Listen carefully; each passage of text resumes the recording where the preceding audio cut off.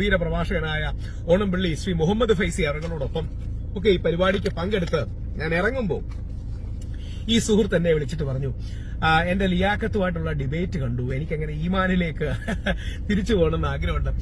അതിന് ശേഷമാണ് ഞാൻ റെക്കോർഡ് ചെയ്ത് തുടങ്ങിയത്. അദ്ദേഹത്തിനുള്ള കോൺവെർസേഷനാണ് കൊടുക്കുന്നത്. കുറച്ച് ഭാഗങ്ങൾ കട്ട് ചെയ്യുന്നുണ്ട്. അദ്ദേഹത്തിന്റെ പേര്, ഐഡന്റിറ്റി റിവീൽ ചെയ്യുന്ന കാര്യങ്ങൾ കട്ട് ചെയ്യുന്നുണ്ട്.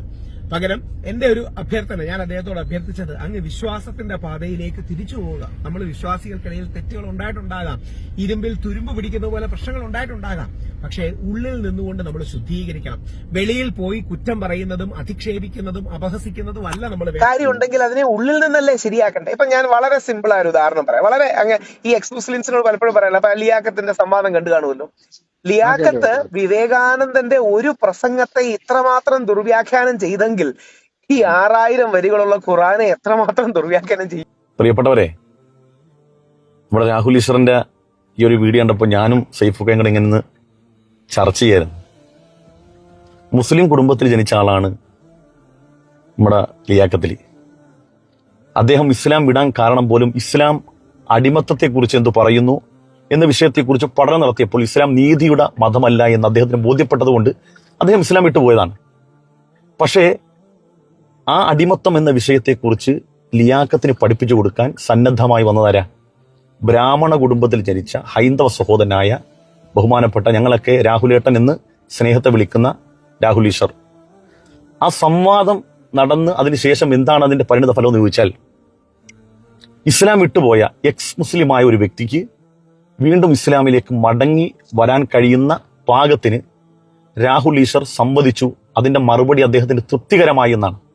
നമ്മളൊന്ന് ആലോചിച്ച് നോക്കിയേ, പടച്ചവന്റെ ഒരു കുതിരത്ത്. ഒരാൾക്ക് ഇസ്ലാം മതം മനസ്സിലാകണമെങ്കിൽ ഒരു മുസ്ലിം തന്നെ സംസാരിക്കണമെന്നില്ല. ഒരു ഹൈന്ദവ കുടുംബത്തിൽപ്പെട്ട അല്ലെങ്കിൽ ഹൈന്ദവ സനാതന വിശ്വാസിയായ ബഹുമാനപ്പെട്ട രാഹുലേട്ടൻ ഇസ്ലാം അടിമത്തത്തെക്കുറിച്ച് എന്താണ് പറയുന്നത്, എന്താണ് അതിന്റെ ആശയങ്ങൾ, എന്താണ് അതിന്റെ ഉള്ളടക്കം എന്ന് ജന്മനാ മുസ്ലിമായ അല്ലെങ്കിൽ ഒരു കുടുംബത്തിൽ ജനിച്ചവന് പറഞ്ഞു കൊടുക്കുകയാണ്. അവന്റെ തലയിൽ വെളിച്ചം വന്നില്ലെങ്കിലും കേട്ടിരുന്ന പലരുടെയും തലയിൽ വെളിച്ചം വന്നു എന്നുള്ളതാണ്. ഇനി നമ്മൾ ചിന്തിച്ചു നോക്കിയേ, നമ്മുടെ ഏതെങ്കിലും വാക്കു പ്രവൃത്തി കൊണ്ട് ഇസ്ലാമിന്റെ പുറത്തുള്ളവർക്ക് വെളിച്ചം പോട്ടെ, അത് പോട്ടെ, ഇസ്ലാമിന്റെ അകത്തുള്ള എത്ര പേരുടെ വെളിച്ചം കെട്ടണമെന്ന് നമ്മൾ ചിന്തിക്കുക. എത്ര പേരുടെ വാക്കുകൊണ്ട് എത്ര മനുഷ്യന്മാരുടെ വെളിച്ചം കെട്ടുപോയി, ഇസ്ലാമിനോട് താല്പര്യമില്ലാതായി പോയി.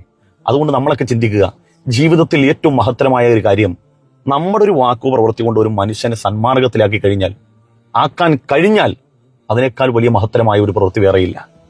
പടച്ചവൻ ഇവരെയൊക്കെ അനുഗ്രഹിക്കട്ടെ.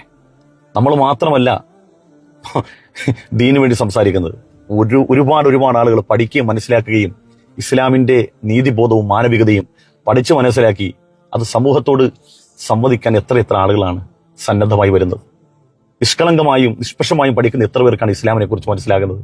ഏതെങ്കിലും ഒരു ആരിഫ് ഹുസൈനോ ഏതെങ്കിലും ഒരു ലിയാഖത്തോ ഈ മതത്തെ വിമർശിക്കാനും അവഹേളിക്കാനും വേണ്ടി ഇസ്ലാം മതത്തിന്റെ അകത്തുനിന്ന് തന്നെ ഞങ്ങൾ ഇതിന്റെ ആളുകളാണ്, ഞങ്ങൾ ഇതെല്ലാം പഠിച്ചവരാണ് എന്ന വലിയ പണ്ഡിതന്മാർ ചമഞ്ഞ് വരുമ്പോൾ ഇസ്ലാമിന്റെ ആശയങ്ങൾ തനതായ ശൈലിയിൽ മനസ്സിലാക്കി കൊടുക്കാൻ, യുക്തവുമായി മനസ്സിലാക്കി കൊടുക്കാൻ രാഹുൽ ഈശ്വർ എന്ന് പറയുന്ന പ്രിയപ്പെട്ട സഹോദരനെ പോലെ ആയിരക്കണക്കിന് ആളുകൾ ഈ ഭൂമിയിൽ പിറക്കും. ദൈവം അവരെയൊക്കെ അനുഗ്രഹിക്കട്ടെ. നമുക്ക് ചിന്തിക്കാൻ ഏറെയുണ്ട്, പഠിക്കാൻ ഏറെയുണ്ട്. ഇസ്ലാം ആരാണ് ഇപ്പോൾ സംസാരിക്കുന്നത്? ഇസ്ലാമിനെ കുറിച്ച് ആരാണ് ആർക്ക് മനസ്സിലാക്കി കൊടുക്കുന്നത്? ആരാണ് പഠിപ്പിച്ചു കൊടുക്കുന്നത്? ആരോടാണ് ഈ പഠിപ്പിച്ചു കൊടുക്കുന്നതൊക്കെ നമ്മൾ ചിന്തിച്ചാൽ പടച്ചവന്റെ ഒരു കുതിരത്ത് നമുക്ക് മനസ്സിലാവും. ലിയാഖത്താണോ ഇസ്ലാമിന്റെ അധികാരം? ലിയാഖത്തിനെക്കാട്ടി എന്നെക്കാട്ടി ക്രെഡൻഷ്യലും ക്രെഡിബിലിറ്റി ഉള്ളത് ലോകത്തിലെ മികച്ച യൂണിവേഴ്സിറ്റി അല്ലേ? അവരെന്തെങ്കിലും വേറെ കോപ്പിനെ കുറിച്ചല്ലല്ലോ ഈ മതത്തെക്കുറിച്ചും ഈ മതത്തിലെ അടിമത്തത്തെ കുറിച്ചും നടത്തിയ റിസർച്ചിനെയല്ലേ കോട്ട് ചെയ്തത്. അപ്പൊ അത് തിരിച്ചു പറയാനൊന്നുമില്ല. അപ്പം തിരിച്ചു പറയാനൊന്നുമില്ലാത്തപ്പം യൂണിവേഴ്സിറ്റി പഠനം വലിയ കാര്യമാണോ? പിന്നെന്താ വാട്സാപ്പ് യൂണിവേഴ്സിറ്റി ആണോ കാര്യം? യൂണിവേഴ്സിറ്റി പഠനം അത് വലിയ കാര്യമൊന്നുമല്ല സാർ. അവര് വർഷങ്ങളോളം റിസർച്ച് നടത്തി, പിയർ റിവ്യൂ നടത്തി, അവരതിന്റെ ഗവേഷണം എടുത്തു, അതിന്റെ ഡോക്യുമെന്റ് എടുത്തു, അത് വലിയ കാര്യമാണോ? പക്ഷേ ഐസിസുകാർ അങ്ങനെ പറഞ്ഞില്ലല്ലോ. എന്റെ ചേട്ടാ, ഹാർവേഡ്, ഓക്സ്ഫോർഡ്, കേംബ്രിഡ്ജിനെ കോട്ട് ചെയ്യുന്നത് എന്തുകൊണ്ടാണ്? അവരെന്തിനെ കുറിച്ചാണ് പഠിച്ചത്? ഈ വിഷയത്തിൽ ഞാനും ലിയാഖത്ത്, അങ്ങ് ഈ സംസാരം കേട്ടല്ലോ, ഞാനും ലിയാഖത്ത് സംസാരിച്ചു. നാളെ ഇതിൽ നിന്ന് ഒരാൾ ഒരു നിഗമനത്തിലേക്ക് എത്തുന്നു. നാളെ അയാളോട് പറയണം, പിന്നെ ലിയാഖത്ത് രാഹുലാണോ ഇസ്ലാമിന്റെ അടിസ്ഥാനം? എന്ത് വലിയ ഇന്റലക്ച്വൽ ഇന്റഗ്രിറ്റി ഇല്ലാത്ത വാദമാണെന്ന് ആലോചിച്ച് നോക്കൂ. ഈ ലോകത്തിലെ യൂണിവേഴ്സിറ്റികളെ കോട്ട് ചെയ്ത് ഒരു എക്സ് മുസ്ലിം സംസാരിക്കാത്ത എന്താണെന്നറിയാമോ? നിങ്ങളുടെ വാദങ്ങളെ സപ്പോർട്ട് ചെയ്യാൻ ലോകത്തിലെ വിവരമുള്ള ഒരു മനുഷ്യൻ മുമ്പോട്ട് വന്നിട്ടില്ല.